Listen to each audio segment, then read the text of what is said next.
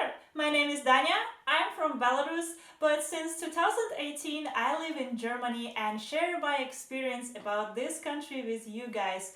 I'll be very happy if you decide to support me and subscribe to this channel, and if you don't, well, I hope you will at least have fun watching my videos. I feel like German language has changed the way I speak other languages as well. And it's not only about the counting backwards when I say 4 and 70 instead of 74, or the order of words in a sentence when you put the verb at the very end of the phrase that makes no sense in English. But I also struggle a lot with pronunciation because in German language not all the letters sound the way you expect them to.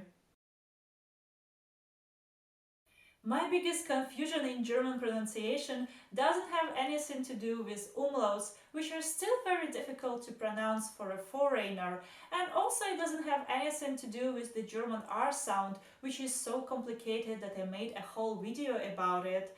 But what I'm going to discuss right now describes my struggle in both English and German language because they all got mixed up in my head. At work I have a colleague named Cephas, and if you are named Cephas or if you're that Cephas, I'm very sorry, but your name really helps me now to explain my confusion when I read or speak German. So his name is Cephas, and in English I would write it like this because as I heard from him introducing himself, it starts with S and it ends with S.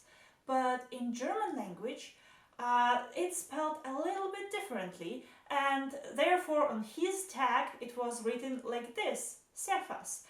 And we use the name tags when we forgot somebody's name, and since I was new there, of course I forgot his name, and when I tried to read it, I called him Kefas, because I got used to the fact that in English language, when some word starts with C, you read it as K, like caterpillar, career, catering.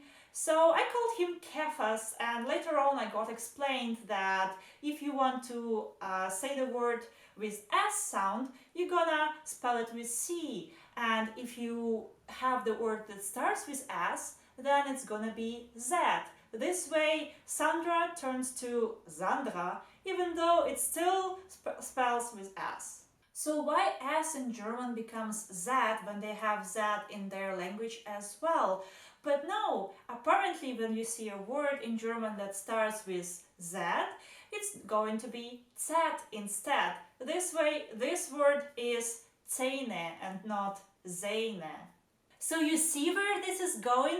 C is actually S, S is actually Z, and Z is actually, no, not C, but something like Z, or like, you know, Zähne or Zahnarzt or Zebra. Like, how not to get confused here? No wonder I speak both languages wrong when I keep forgetting what letter should sound in what language. And it doesn't end here. You're not going to be Jessica anymore when you come to Germany. You're going to become Jessica, because this is not J, it is J. And also they don't have the V anymore, but V. So what's the difference between V and F then? Because they have F as well. And if you know the difference, please help me to learn this, because I have no idea how to spell certain words, like whether to choose V or F in this word. And this confuses me a lot sometimes.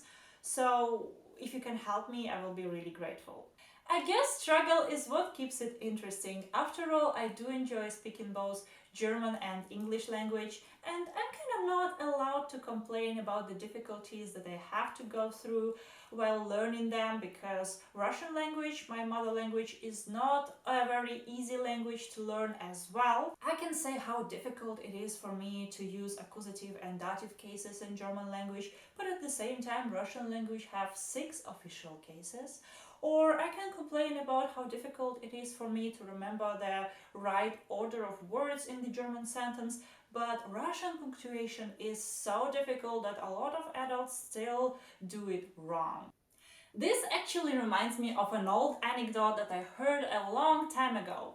A German and Russian students decided to discuss their languages, and Russian student complains how difficult German language is. Like, oh my god, the Sehenswürdigkeiten is such a long and complicated word, like how do you even pronounce it? And the German student asked, okay, but how would you say this in Russian language then? And Russian student replies, yeah, it's very easy. Достопримечательности. So, yeah, every language is unique and complicated in its own way, and it requires a lot of patience and practice to master it. And even though I still make a lot of mistakes while speaking German, I really enjoy doing this and I'm really proud of my progress. And if you want to hear me speaking in German, then you should check out this video that I made recently. I made it fully in German language, so I hope you will enjoy it. And thank you guys for your attention. I'm really grateful for your support. I really enjoy when you comment on my videos, suggest what other topics should I make, when you correct me to teach me something new. I do learn a lot from you and I'm really happy with this. I will do my best to provide you with better topics, with more interesting videos. So stay tuned guys, I will catch you next week with another video. Bye bye!